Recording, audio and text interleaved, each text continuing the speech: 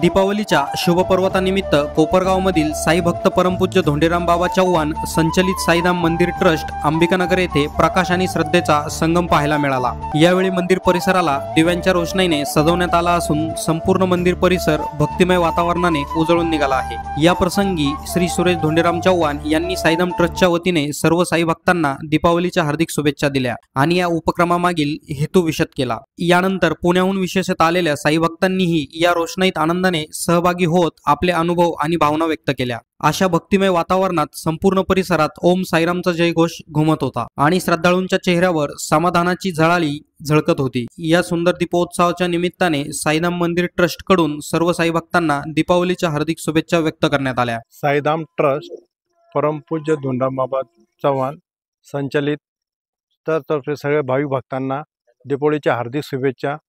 बाबांचा आशीर्वाद, चव्हाण बाबांचा आशीर्वाद, आमच्या सगळ्यांचा साईराम। दरवर्षाप्रमाणे साईधाम परिसरामध्ये 1000-1500 पंथाचा प्रोग्राम राबवला जातो। चारही दिशेने लोक येऊन दीप प्रज्वलन करतात आणि दीपावलीचा आनंद घेतात। तर सगळ्यांना आवर्जून निमंत्रण की दरवर्षी तुम्ही बी येऊन त्याच्यात सहभाग व्हा आणि पंथी लावण्याचा कार्यक्रम वर्षानुवर्षे चालू ठेवा। ओम साईराम। पुन्हा साईधाम ट्रस्टतर्फे दीपावलीच्या हार्दिक शुभेच्छा।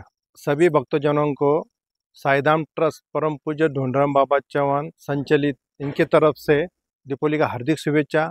ओम साईराम। नमस्कार, मी शैलेंद्र पुंडे, राहणार वडगाव शिरी, चंदन नगर, पुणे 14। मी इथं गेले 25 वर्षापासून, जेव्हापासून मंदिराची स्थापना झाली इथे, तेव्हापासून गेले 25 वर्ष झाले मी इथं।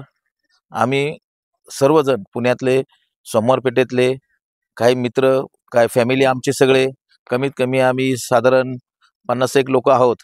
तेव्हापासून आम्ही पहिल्यापासून मंदिराची स्थापना झाल्यापासून इथं आम्ही 1000-2000 दिवे अख्ख्या मंदिराला शुभीकरण करतो असं, आणि छानपैकी अख्ख्या मंदिराला आम्ही दिवे लावून बाबांची सेवा करतो इथे।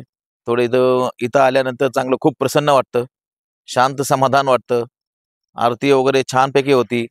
आम्ही इथं बसून प्रसादाचा चांगला छानपैकी इथली जे स्थापना करणारे आहेत, मंदिराचे स्थापना आहेत किंवा बाबांचे जे बंधुराज आहेत, ते आज इथं सगळं पाहतात आणि ते देखील प्रसाद वगैरे आम्हाला इथं फार छानपैकी करतात। ही सेवा ते आम्हाला घडून आणतात आणि आम्ही सेवा करण्यासाठी पुण्यावरनं खास इथं येतो आणि हे आमच्यासाठी एवढा प्रसाद वगैरे करतात। त्यांचे पण आभार आहेत, कोटी कोटी आभार। आणि जोपर्यंत आम्ही जिवंत आहे तोपर्यंत आम्ही दरवर्षी इथं येऊन 1000-2000 पंथ्या जी आमच्याकडनं जी सेवा होती तेवढी आम्ही करू, अशी देवाचरणी, बाबाचरणी आम्ही प्रार्थना करतो की अशी सेवा करायची आम्हाला संधी द्या आणि दरवर्षी आम्हाला इथं येण्याचं मार्ग दाखवा, ही विनंती। ओम साईराम।